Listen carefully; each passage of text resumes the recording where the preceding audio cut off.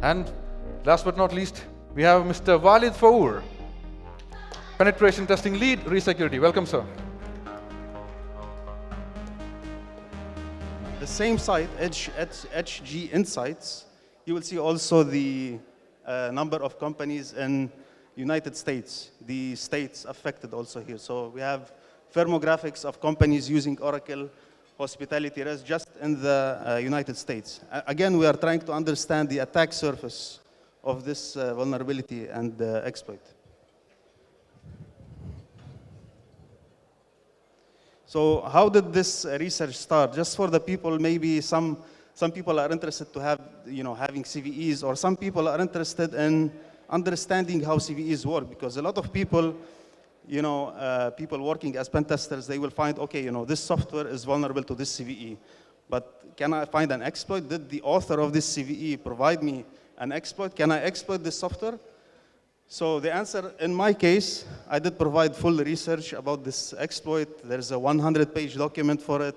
There is a proof of concept code for it, so you can go to my GitHub, download the code, and then try to reproduce it. Unfortunately, it will be a little bit difficult to do this because this particular software is a commercial software used in large companies like Starbucks, Cheesecake, other companies. So it's not going to be easy for you to try to reproduce it. But again, why did I do this? It is curiosity. We are all ethical hackers, and curiosity is one important factor. I was just, curious, because before cybersecurity, I was a technical support engineer. So I used to, install this software. I used to configure it. I used to do all kinds of things with this software, and that's why that helped me find this security vulnerability. So that is the start and why. Okay. So again, just kind of reiterating here, how is the setup in the stores? So we'll just take an example. Let's say Starbucks or any other coffee shop. You will have 2 point-of-sale machines with a drawer, with the POS printer, and then the till. We call it a till, where the barista punches his orders. And then in the back office, there will be a server with the software itself.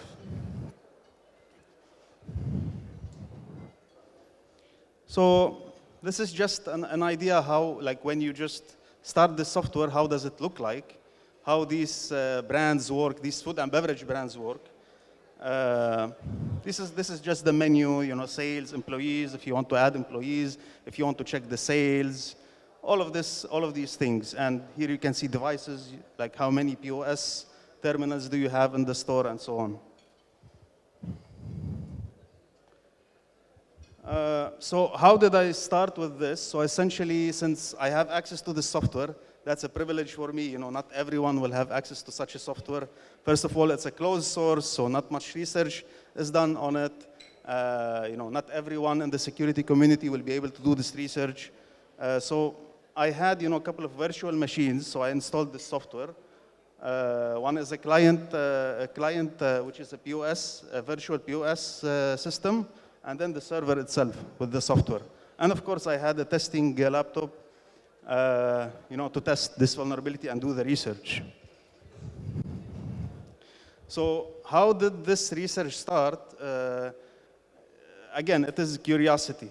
So, there is one feature here, and you can see it here. So from the screen on the server itself in the back office, so if you just go to the back of house and then you log into the server itself, you will find this feature there.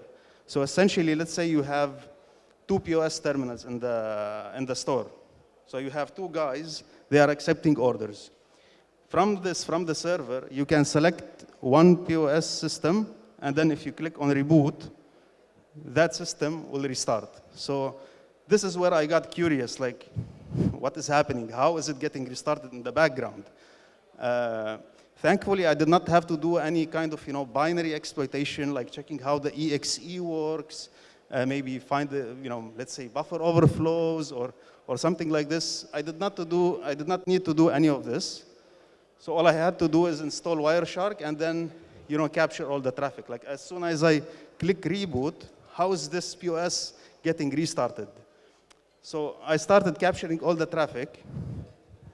And before that, I'm just showing you how the POS terminal is getting restarted. So, you click that button, then you go to the front side where the employees are, and you check the POS terminal. It's getting restarted. Just a confirmation. So this is one interesting feature. Just remember it. This is another thing also. So when you are at the POS terminal, let's say it is fresh from the company, you are installing it at Starbucks. It just has the operating system, and you want to install this Oracle software. So what happens? You have this exe file, you put it on the POS terminal, double-click it, and start the installation. What happens here that I saw is once you start the installation, it pulls all the files from the server. So that is another thing that I was curious about. Like, how is it pulling the files from the server itself? What's happening in the background? So also, I did some packet capturing on the POS terminal as well to understand what is happening and how is it happening. So here's the interesting part.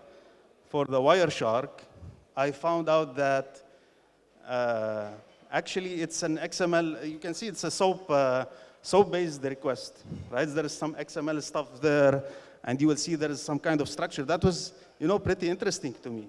You can see there in the middle, reboot, right? And there is some certain structure there. So that is the first thing. And then if you click on follow TCP trace on Wireshark, you'll be able to get the full request and full response. So here you can see how everything is structured. You can see we have the service name, then the method, session key. The session key is not needed. They're not using it, by the way, so that's there. And then you can see the response, which is 0. 0 means successful. So this is a simple reboot request. So, what I did? I just simply copy-pasted this, put it into Burp Suite, and sent it. And of course, it was successful. So I was able to, restart the POS terminal. Or in this case, I tried to restart the server itself, not the POS terminal. So I put the IP address of the server itself, and I restarted it. It means there is actually no authentication. Here's the server restarting. Again, this is, I started doing some documentation, reverse engineering, every single method, how are they transferring files, how are they rebooting, every single thing, every single functionality, if you want to add an item, everything. So here's the main structure of how this closed-sourced API works, I would say. Some more examples. Here are all the methods that are used. And then if we drill down to each method, we have these like get file. You can imagine what you can do with these things, transferring files, modifying registry, rebooting, and a lot of other things. And the same goes here, just to show you what, the time I spent on kind of documenting how the API behaves. For example, the transfer file method, the parameters here, we have the destination path, and you have the file name, then you have the data, the actual contents of the file, and then the response. So it is self-explanatory. Again, this one is an interesting one. This one is an interesting request because usually as hackers, the way we demonstrate our hack is, let's say, showing a smiley face, a pop-up on your computer. Just see a pop-up on your computer. It means I have remote code execution and I hacked your system. This one was an interesting one because when I sent this, I sent this request to an actual store of ours. Their POS printer was printing. So I printed a smiley face on that POS printer, and then I called the store, and I asked him, did it print? He said yes. So from my own laptop, I was able to print stuff on the POS printer that prints receipts. And this receipt printer does not have to be connected through a network cable. It can be a serial port. It can be anything. Because you're sending this request to the server is sending it to the POS, and the POS is printing. So that's how it works. This was an interesting one. So just an example of some of the methods. So this is a transfer file. Essentially, can you imagine, like they had this API method that transfer files without any authentication. So just an idea, the possibilities that you can find in all of this software, be it Oracle or be it anything else, you might find these easy catches, I would say. And this is affecting, a lot of brands, a lot of networks. So this is just an example, just an evidence. Once I transferred the file, here it's a text file. This is a virus, just an evidence. The same goes with this request. So here we are modifying the registry key.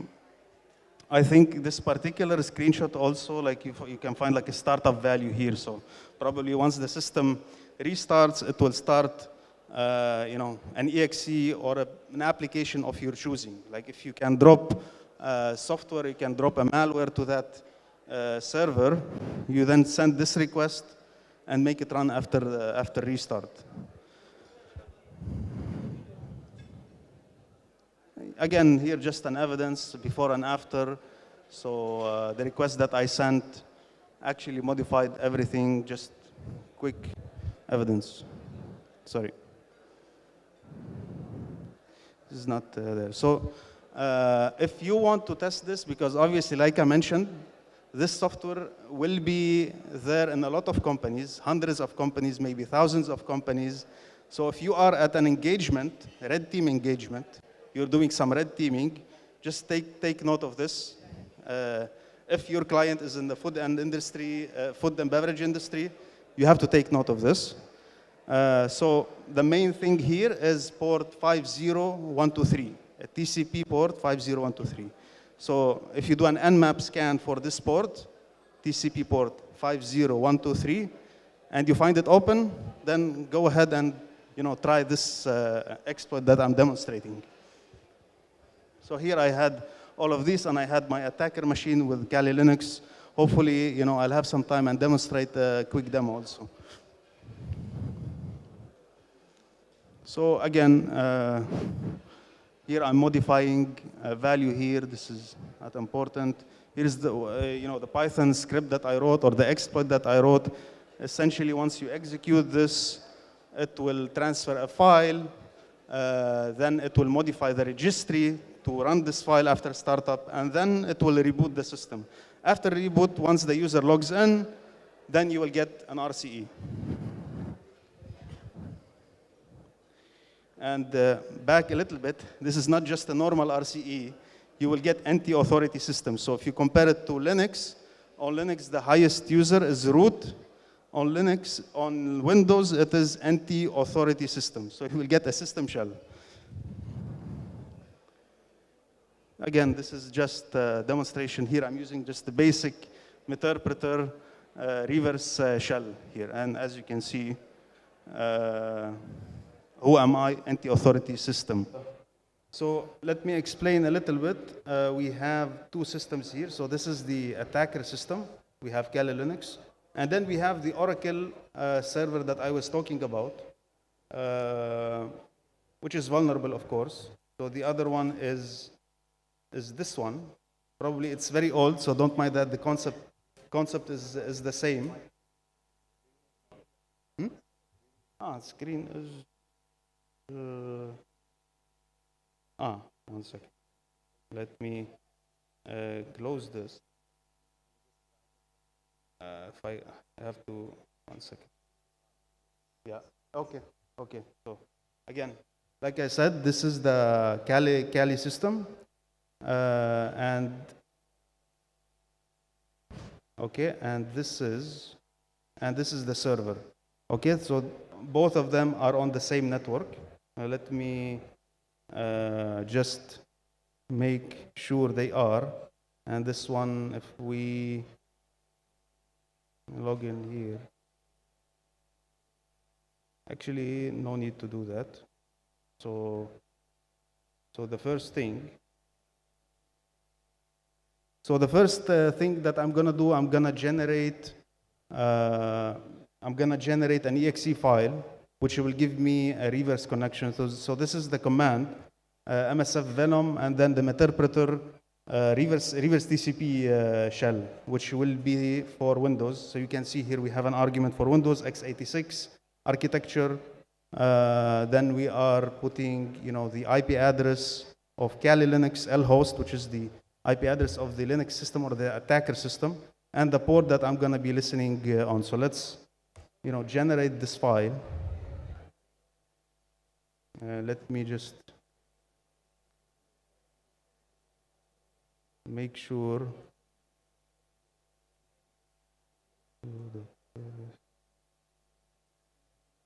Okay, yeah. Okay, so we have generated the file. Now,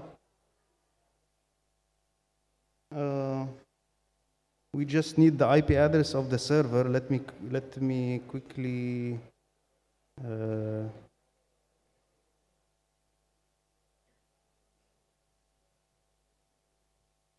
so 22.241. Okay. So now we run the exploit, and we just hope it will work. That will ask for the IP address. What was the IP? 22.241. Okay. Now it should actually restart. It is restarting. And at the same time, I should run a multi-handler, right, to wait for that connection. So now it is restarting. At this time, I will use a multi-handler.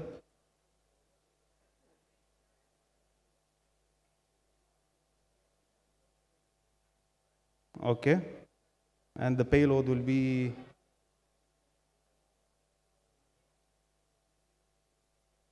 reverse TCP for Windows. This will be okay, and then the port, and then exploit. Let me log in now. Hopefully it will work.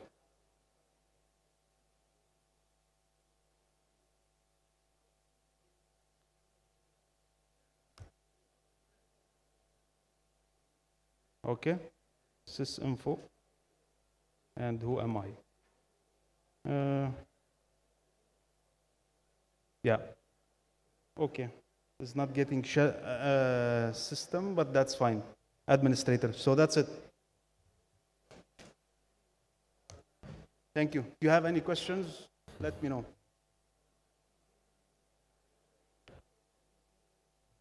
Please raise your hands if you have any questions. Mike. Huh? How do you get access to the API? No, the API documentation is something that I created. I just reverse engineered the whole application, and I got the API. How did I get it? Through the packet capture that I did. So all of the traffic between the client and the server, I intercepted with the Wireshark, and I got all the requests and everything. Also, last have you checked how many vulnerable systems are there on Shodan? That's a good thing. I think I forgot to mention this. Yeah, I think I forgot to mention this. So if you study my document and exploit, and then you go to Shodan and put 50123 TCP and just put the response the way it looks, it would be interesting to find the result. I leave that to you. If you can get some good results and find, some people running this online, it would be pretty interesting, to be honest. Yeah.